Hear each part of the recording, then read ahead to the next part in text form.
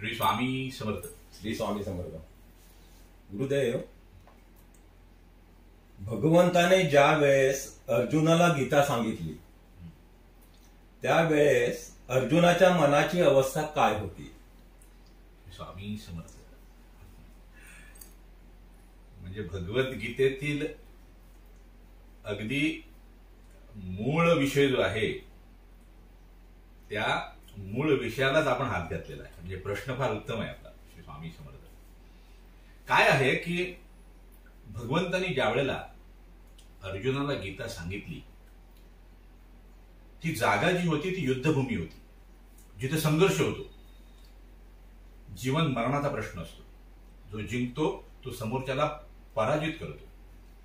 आणि आपल्या भारतीय संस्कृतीमध्ये, भारतीय तत्वज्ञानामध्ये जे सर्वश्रेष्ठ आहे ते म्हणजे उपनिषद, वेदांत.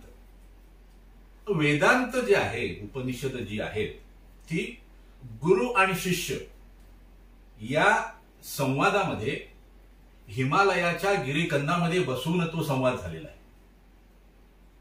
म्हणजे युद्धभूमीपासून खूप दूर, जिथे नीरव अशी शांतता आहे. आणि तेच तत्वज्ञान भगवंतानी अर्जुनाच्या निमित्तानं अखिल विश्वाला दिलंय. मात्र ते दिलं कुठे? तर रणभूमीवर.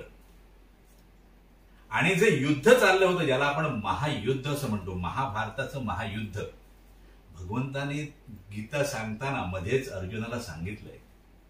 ते फार महत्वाचं आहे. भगवंत काय म्हणाले? हे पार्था, तुझ्या समोर हे जे योद्धे दिसतायत, तुला असं वाटतंय की मी आता यांचा वध करणार आहे, यांच्या मृत्यूला मी कारणीभूत होणार आहे. ते सर्व योद्धे माझ्याकडून मुळात मारले गेलेले आहेत. त्यामुळे तू केवळ निमित्त आहेस. हे भगवंतानी गीता सांगताना मध्ये सांगितलं. मात्र आपला जो प्रश्न आहे तो, ज्या वेळेला भगवंतानी त्याला गीता उपदेश केला त्यावेळेला भगवंताला तो उपदेश करण्यास काय कारण झालं? तर अर्जुनाची जी मनस्थिती होती, त्याची बौद्धिक पातळी त्या दिवशी त्यावेळेला जी होती ती अत्यंत हालाकीची, हीन आणि दीन दर्जाची होती. त्याचं मानसिक दृष्ट्या पूर्णपणे खच्चीकरण झालं होतं आणि बौद्धिक दृष्ट्या सुद्धा तो डळमळीत झाला होता. आणि आपल्या समोर युद्धासाठी उभे असलेले आपले गुरुजन, आपले मित्र, आपले नातेवाईक, आपले आप्तेष्ट, ज्यांच्याविषयी त्याच्या मनामध्ये अपार प्रेम आणि आदर होता, त्यांच्याशी युद्ध कसं करायचं आणि ह्यांना मारून मला काय सौख्य प्राप्त होईल, काय सुख मिळणार, या विचाराने तो शोक करू लागला. आणि म्हणून भगवंताने त्यांना अर्जुनाला गीता उपदेश केला. म्हणजेच काय? तर अर्जुन जो क्षत्रिय होता खरा, ज्याने क्षत्रिय म्हणून नाव कमवलं होतं, तो त्या क्षणाला, तो त्यावेळी एक शूद्र झाला होता. आता शूद्र कोणाला म्हणतात? तर जो शोक करतो त्याला शूद्र म्हणतात. जो शोक करतो त्याला शूद्र म्हणतात. आपण म्हणाल, अरे असं कसं? त्या क्षत्रियाला तुम्ही शूद्र कसं काय म्हणता? कारण शूद्र हा जो शब्द आहे तो जातीवाचक नाही. तो माणसाच्या मनस्थितीविषयी भाष्य करतो. यामध्ये यजुर्वेदामध्ये मला वाटतं ती कथा आहे, छांदोग्य उपनिषदामध्ये सांगितलं आहे. त्यामध्ये काय सांगितलंय? तर जानश्रुती नावाचा एक राजा होता. आता राजा म्हणजे क्षत्रिय आहे, तो काय शूद्र असू शकत नाही. आणि तो फार मोठ्या प्रमाणात दानधर्म करायचा, यज्ञ करायचा आणि तो पुण्य प्राप्ती करायचा. आणि एक दिवस काय झालं, रात्रीच्या वेळी त्याच्या महालावरून दोन हंस, एक हंसाचा जोडा म्हणजे, त्याच्यावरून उडत चालले होते. आणि त्यापैकी दोन हंसापैकी एक म्हणाला, अरे हा जानश्रुत राजा किती पुण्यशील आहे, त्याच्या महालाला तू स्पर्श करू नकोस, तू भस्म होशील. तर दुसरा हंस त्याला काय म्हणाला, त्या हंसाला, अरे हे काहीच नाही. रैक्व मुनी जे आहेत ते एवढे ब्रह्मज्ञानी आहेत की राजांनी जेवढं पुण्य प्राप्त केलं ते सगळं पुण्य त्यांच्याकडेच जातं. आणि हे ज्या वेळेला त्या राजाने ऐकलं त्यावेळेला फार दुःख झालं त्याला. तो शोक करू लागला, अरे म्हणजे माझं सगळं पुण्य वाया गेलं, कारण मी रैक्व मुनींसारखा ब्रह्मज्ञानी नाही. आणि तो शोक करू लागला, त्याला दुःख झालं. आणि मग त्याने आपल्या सेवकांना चारी दिशांना पाठवलं की बाबा हे रैक्व मुनी कोण आहेत आणि ते कुठे आहेत. त्यांना काही ते सापडले नाहीत, कारण त्यांना वाटलं त्यांच्याकडे पुण्य जातं म्हणजे हा सुद्धा कोणीतरी माझ्यासारखा बलाढ्य राजा असू शकतो. त्याचे सेवक पुन्हा आले परत. त्यावेळेला राजाने त्यांना पुन्हा सांगितलं की तुम्ही जिथे मुनी आणि ऋषींचं वास्तव्य आहे अशा ठिकाणी जाऊन त्यांना शोधा. त्यावेळेला त्याचे सेवक गेले तर त्यांना एका छोट्याशा झोपडीखाली रैक्व मुनी आपल्या अंगाला खाजवत बसलेले त्यांनी पाहिलं. त्याने त्यांना विचारलं, रैक्व मुनी आपणच आहात का? तर ते म्हणाले हो. आणि मग ते सेवक परत आले आणि त्याने राजाला सांगितलं, राजाला जानश्रुती. आणि राजा आपल्या लवाजम्यासहित काही सहस्र गायी, एक उत्तम असा हार आणि त्यांच्यासाठी एक रथ घेऊन राजा रैक्व मुनीच्या इथे आले. रैक्व मुनी काय म्हणाले त्यांना, राजाला, एक तू शूद्र आहेस. काय म्हणाले, एक तू शूद्र आहेस, हे तुझे काय आणलंयस ते मला काही नको, तू घेऊन जा. आता इथे एका राजाला रैक्व मुनी जे ब्रह्मज्ञानी होते ते कसं काय शूद्र म्हणतात, कारण त्या राजाची मानसिक स्थिती जी होती ती अत्यंत ढासळलेली, त्याला दुःख झालेलं होतं आणि तो शोक करीत होता.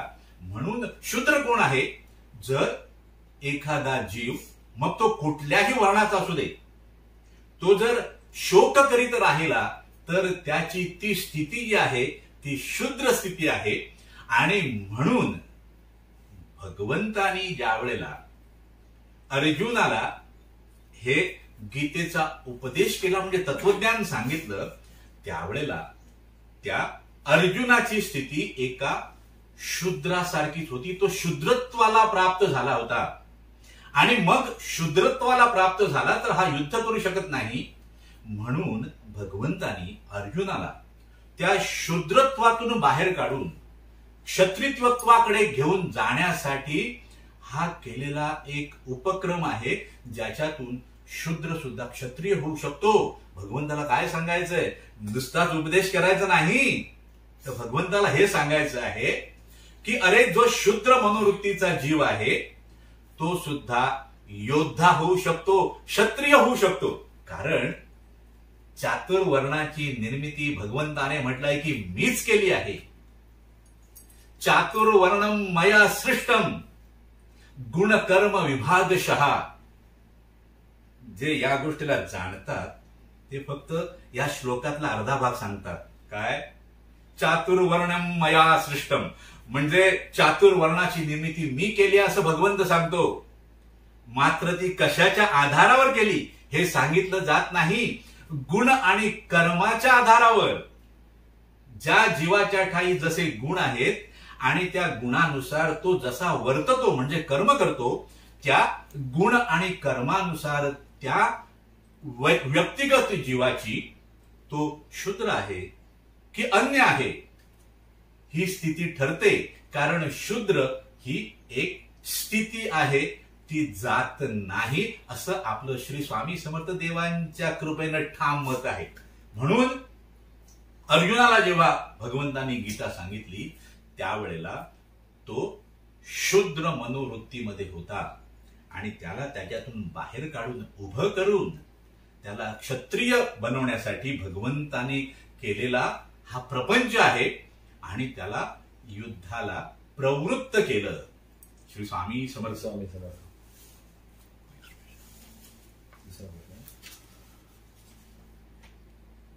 गुरुदेव, दुसरा एक प्रश्न आहे.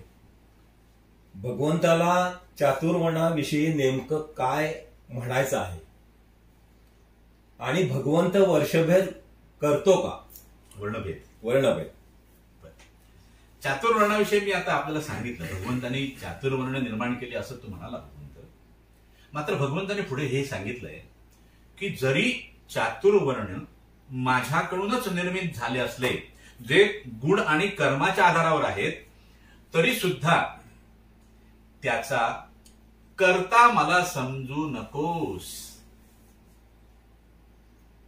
महत्वाचं काय आहे इथे? कर्ताभाव जो आहे, जो प्रत्येक जीवाच्या अधपतनाला कारणीभूत ठरतो. ज्याच्याकडे कर्ताभाव आहे तो अधोगतीला जातो, तो ऊर्ध्वगतीला जात नाही. आणि म्हणून कर्ताभाव टाकावा. भगवंतानी जे मगाशी आपल्याला सांगितलं की अर्जुनाला सांगितलं की अरे, या सर्व योद्ध्यांना मी मुळात मारलेलं आहे, तू फक्त निमित्त व्हायचंय. कारण भगवंताला त्यातलं कर्तेपण स्वतःकडे घ्यायचं नव्हतं.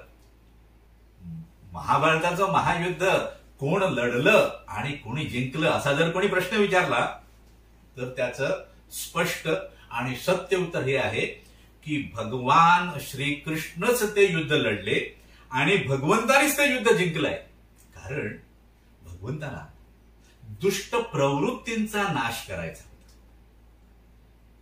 दुष्ट प्रवृत्तींचा नाश करायचा होता. कारण दुष्प्रवृत्ती ज्या आहेत या समाजाला आणि त्या समाजामध्ये वावरणाऱ्या सर्वसामान्य जीवाला सातत्यानं प्रताडित करीत असतात, त्यांना त्रास देत असतात आणि त्यांचं जीवन जे आहे ते नरकप्राय करतात. म्हणून दुष्ट प्रवृत्तींचा ऱ्हास करण्यासाठी भगवंतानेच हे युद्ध जिंकलेलं आहे. मात्र चातुर्वर्ण्याचा जो विषय आहे, चातुर्वर्ण्याचा, त्यामध्ये आपल्याला एक गोष्ट सांगू इच्छितो स्वामींच्या कृपेने. भगवंताने अगदी स्पष्टपणे म्हटलंय की चातुर्वर्णाची निर्मिती जी आहे ती गुण आणि कर्मांच्या आधारावरच केलेली आहे. मात्र त्यामध्ये एक प्रश्न असा निर्माण होतो अनेक वेळेला की वेद पठणाचा, वेद ऐकण्याचा, श्रवणाचा, वेद मननाचा अधिकार शूद्रांना आहे की नाही? अत्यंत महत्वाचा प्रश्न आहे.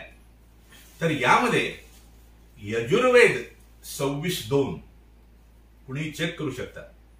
यजुर्वेद 26:2 त्यामध्ये स्पष्ट उल्लेख आहे की परमात्म्याने ज्या वेळेला वेद सांगितले आणि आपल्या द्रष्टा मुनीने ते ऐकले. वेदाला श्रुती म्हणतात. श्रुती म्हणजे ऐकलेलं. जे आपले द्रष्टा मुनी होते त्यांनी ते ऐकलं. त्यांनी असं म्हटलं नाही कधी की या वेदांची निर्मिती आम्ही केली. कारण ते द्रष्टे होते. ते द्रष्टे होते, ते विचारक नव्हते. आपल्याकडे विचारक नाहीत. विचारक पाश्चिमात्य देशांमध्ये असतात. आपल्याकडे द्रष्टे असतात, पाहतात. आणि त्यांनी त्याचं कर्तेपण स्वतःकडे घेतलं नाही.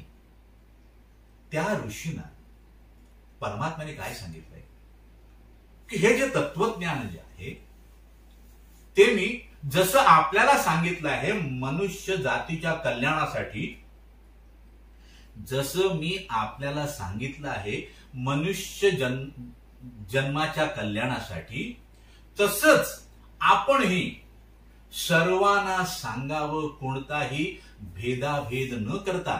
मग तो ब्राह्मण असो, क्षत्रिय असो, वैश्य असो वा शूद्र असो, आपण सर्वांना समभावाने सांगावं. म्हणजेच काय तर भगवंत जो आहे तो कोणत्याच कारणानं, कोणत्याच प्रकारे जीवांमध्ये भेदभाव करत नाही. कारण महत्वाचं काय आहे, ही जीव म्हणून वावरणारी जी सगळी लेकरं आहेत ही भगवंताचीच आहेत बाबा. मग भगवंतच त्यांचा मायबाप असेल तर मायबाप आपल्या मुलांमध्ये तू शूद्र आहेस, तू वैश्य आहेस, तू क्षत्रिय आहेस, तू ब्राह्मण आहेस, अशा प्रकारचा भेदभाव कसा करेल बाबा? भगवंत आपल्या मुलांमध्ये भेदभाव करत नाही, जशी आई आपल्या मुलांमध्ये भेदभाव करत नाही. कारण मातेच्या मनाचा ठाव भगवंतालाही लागलेला नाही. आणि म्हणून भगवंत म्हणतो की मी माझ्या भक्तांच्या मातेच्या रूपामध्ये वावरत असतो, कारण माझ्या ठाई माझ्या भक्तांविषयी कोणत्याच प्रकारचा भेदभाव नाही बाबा. त्यामुळे भगवंत कुठल्याच जीवाच्या बाबतीत, भक्तच नव्हे तो अभक्त असला तरी सुद्धा कोणत्याच जीवाच्या बाबतीत कोणत्याच प्रकारचा भेदभाव करत नाही. त्याला सगळीच लेकरं सारखी आणि सारख्या प्रमाणात प्रिय असतात. आता आपल्या ठाई भगवंताविषयी निर्माण होणारं प्रेम आणि त्या प्रेमातली तीव्रता यानुसार आपण भगवंताला जाऊन भेटतो.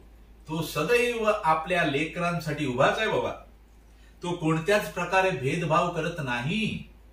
आपल्याला दृश्य होतो की भेदभाव होतोय, कारण आपल्या ठाई असलेलं त्याचं जे प्रेम आहे त्याच्याविषयीचं, त्यामध्ये तीव्रता कमी अधिक असते आणि म्हणून आपल्याला वाटतं, आपल्याला ते भासमान होतं. तो भास आहे, ते वास्तव नाही. आणि म्हणून भगवंत आपल्या भक्तांविषयी आणि जीवांविषयी कोणत्याच प्रकारचा भेदभाव करीत नाही. श्री स्वामी समर्थ.